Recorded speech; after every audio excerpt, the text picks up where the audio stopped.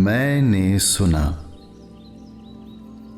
आइए कुदरत से मिलते हैं। कुदरत अल्लाह ताला की ताकत और कुव्वत का मुजाहिरा है। अगर कायनात को अल्लाह की सिफ़ात का रुख़े रोशन कहें तो इंसान आईनाए हक है, जिसमें अल्लाह अपना जमाल मुशाहिदा फरमाता है। इंसान एक तरफ कुदरत का शाहकार तो दूसरी तरफ खुद कुदरत है। ऐसी ही एक साहिबे कुदरत हस्ती, शहनशाह हफ्त इक़लीम, वाक़िफ़े इसरार कुन फ़यकून, हामिले इल्म लदुन्नी हज़रत सैयद बाबा ताजुद्दीन नागपुरी हैं। आप इमाम सिलसिला अज़ीमिया हुज़ूर कलंदर बाबा औलिया के नाना हैं। इस निस्बत से नाना ताजुद्दीन कहलाए। पैदाइश के वक्त बाबा साहब की आंखें बंद और जिस्म साकित था। ख़वातीन को शुबा हुआ कि बच्चा मुर्दा पैदा हुआ है। होश में लाने के लिए कई जतन किए। बाबा साहब ने आंखें खोल दी। इसमें बारीक नुक्ता ये है कि आपकी रूह ने जब जिस्म का चौला पहना तो उसे स्पेस का एहसास नहीं हुआ। निगाह तजल्ली इलाही से नहीं हटी और जहन ने मट्टी के हवास का असर कबूल नहीं किया। इसी उसूल पे बाबा साहब का जहन तमाम उम्र तजल्ली इलाही के मुशाहिदे में मुस्तग़रिक रहा। इरशाद खुदावंदी है। तर्जुमा: बड़ी बरकत वाला है वो अल्लाह जो तख्लीक कारों में बेहतरीन तख्लीक कार है। अल कुरान। बदीउल अजाइब। अल्लाह से ज़हनी कुर्बत की बिना पर आप कवानीन फ़ितरत की निहायत बारीक बीनी से वजाहत फरमाते थे।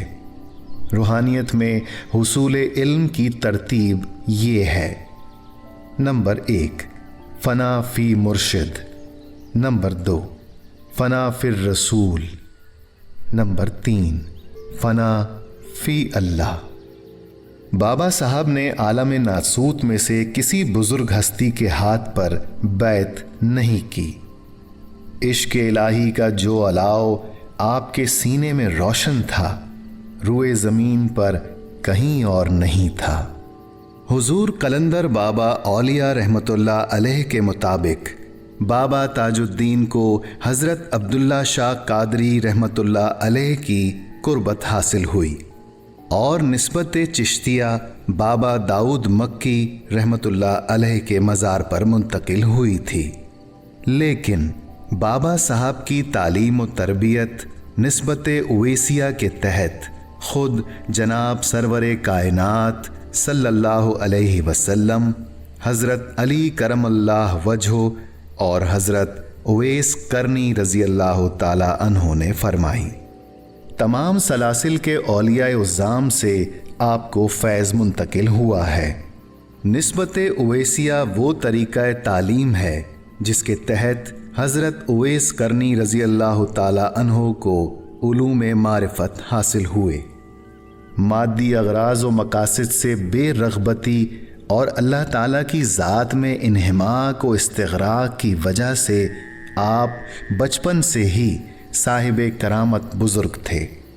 आपकी लाशुमार करामात के हिंदू, सिख, पारसी, ईसाई और मुस्लिम चश्मदीद गवाह हैं। आपका फैज़ तमाम मज़ाहिब के साहिब इखलास अफराद को हासिल है।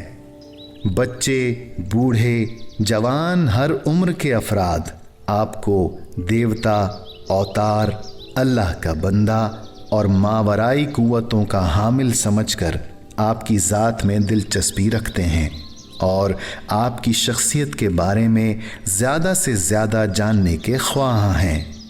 आप 5 रजबुल मुरज्जब 1277 हिजरी बमुताबिक 27 जनवरी 1861 को पीर के दिन नमाज फजर के वक्त بمقام کامٹی ناگپور بھارت میں پیدا ہوئے۔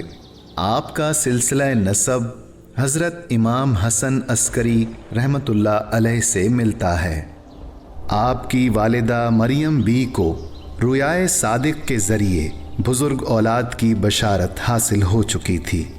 وہ بخوبی واقف تھیں کہ پیدا ہونے والے بچے کی روشنی 4 دانگ عالم میں پھیلے گی۔ 6 سال کی عمر میں بابا صاحب مکتب میں بیٹھے درس سن رہے تھے کہ اس زمانے کے مشہور ولی اللہ حضرت عبداللہ قادری رحمۃ اللہ علیہ مدرسے آئے اور استاد سے مخاطب ہو کر فرمایا، یہ لڑکا پڑھا پڑھایا ہے، اسے پڑھانے کی ضرورت نہیں۔ آپ بچپن سے ہی تنہائی پسند تھے، کھیل کود میں حصہ نہ لیتے، پڑھنے لکھنے کے شوقین تھے۔ 15 سال کی عمر تک آپ نے ناظرہ قرآن پاک کے علاوہ اردو، فارسی اور انگریزی کی تعلیم مکمل کر لی۔ آپ نے 18 سال کی عمر میں فوج میں شمولیت اختیار کی اور ناگپور کی ریجمنٹ نمبر 8 مدراسی پلٹن میں شامل کر لیے گئے۔ آپ کی سوانح عمری کے مطالعے سے میں نے یہ نتیجہ اخذ کیا کہ خالق اپنے محبوب بندوں کو دست قدرت بنانے کے لیے انہیں ہر طرح کی تکالیف و مصائب اور پریشانیوں سے گزارتا ہے۔ وہ آزمائش کی ہر کسوٹی پر پورا اترتے ہیں، کیونکہ جب مصیبت زدہ اور پریشان حال مخلوق خدا ان کے در پہ حاضر ہوتی ہے، وہ ان کا دکھ درد اپنے اندر میں محسوس کرتے ہیں۔ سائل جب ایسی ہستی کے یقین میں اپنا اسبات شامل کرتا ہے تو غیب سے مسئلے کے حل کے لیے اسباب ظاہر ہو جاتے ہیں۔ ایک روز میں نے حیا کی وجہ سے رہنما کے سامنے اپنی پریشانی کا ذکر نہیں کیا۔ رہنما نے حسب معمول مجھ سے مخاطب ہو کر فرمایا، تم اتنی سی بات پہ پریشان ہو گئیں، مجھ پر اتنی تکالیف آئیں جو کسی ذی روح پر نہیں آئیں۔ کبھی راستہ چلتے ہوئے مجھ پر منو بوجھ آ جاتا، چلنا دشوار ہو جاتا اور میں زمین پر بیٹھ جاتا۔ اللہ کی خاطر جد و جہد کرنے والوں کی راہیں قدرت خود ہموار کرتی ہے۔ قانون یہ ہے کہ پہلے فرد کا ذہن قدرت کے تابع آتا ہے، پھر قدرت اس ہستی کے زیر تصرف آ جاتی ہے۔ صاحب قدرت کا ذہن قدرت سے ہم آہنگ ہوتا ہے۔ وہ عید کا دن تھا۔ ملاقات پر رہنما نے نانا تاج الدین ناگپوری کا ذکر کرتے ہوئے فرمایا، نانا تاج الدین اللہ تعالیٰ کی ایسی عظیم المرتبت ہستی تھے جو اللہ کے سوا کچھ نہیں دیکھتے۔ ہمیشہ یہ بات مشاہدے میں آئی ہے کہ جب شہنشاہ ہفت اقلیم حضرت نانا تاج الدین کا ذکر خیر ہو آپ متوجہ ہوئے ہیں، ذکر خفی ہو تو طبیعت ان کے زیر اثر آ جاتی ہے، ذکر جلی اجتماعی ہو تو آمد بہار کی طرح محفل گلے گلزار ہو جاتی ہے۔ بابا صاحب کا فیض بارش کی طرح برستا ہے تو ہر فرد دھل دھلا کر کسی نایاب پھول کی طرح مہکنے لگتا ہے۔ وقت اللہ میں جذب ہستیوں کے تابع ہوتا ہے۔ ازل تا ابد کے فاصلے ان کے لیے کوئی حیثیت نہیں رکھتے۔ بابا صاحب فرماتے ہیں، پڑھا لکھا وہ ہے جو لوح محفوظ کو پڑھ لے۔ لوح محفوظ ایک ایسی اسکرین ہے جہاں اللہ تعالیٰ نے ازل تا ابد تک تمام مخلوقات کا انفرادی اور اجتماعی ریکارڈ تصویری شکل میں محفوظ کر رکھا ہے۔ فطرت کی ایک صورت ماں ہے۔ ماں بچے کے لاشعور کو شعوری قبا پہناتی ہے۔ ماں کی خوشبو، آواز اور لمس اس قبا پر ابتدائی نقش و نگار ہیں۔ यहीं से फर्द के शऊरी और लाशऊरी हवास आंख मिचोली का खेल सीखते हैं। आलम रुया में मुझे हुजूर पाक सल्लल्लाहु अलैहि वसल्लम की दिलनशीन आवाज़ सुनाई दी। माँ का वजूद सवेरे जैसा होता है। एक रोज़ रहनुमा ने फरमाया, बाबा ताजुद्दीन रहमतुल्लाह अलैह माँ हैं। कुछ तवक्कुफ के बाद फरमाया, ये पहला फैज़ है जो सिलसिला अज़ीमिया को हासिल हुआ। हुजूर कलंदर बाबा औलिया पर नाना साहब का बहुत फैज़ था। एक और मौके पर रहनुमा ने फरमाया, फैज़ अख़ज़ करने की सलाहियत हर शख्स में मुख्तलिफ होती है। फैज़ रसानी की एक सूरत तवज्जो है।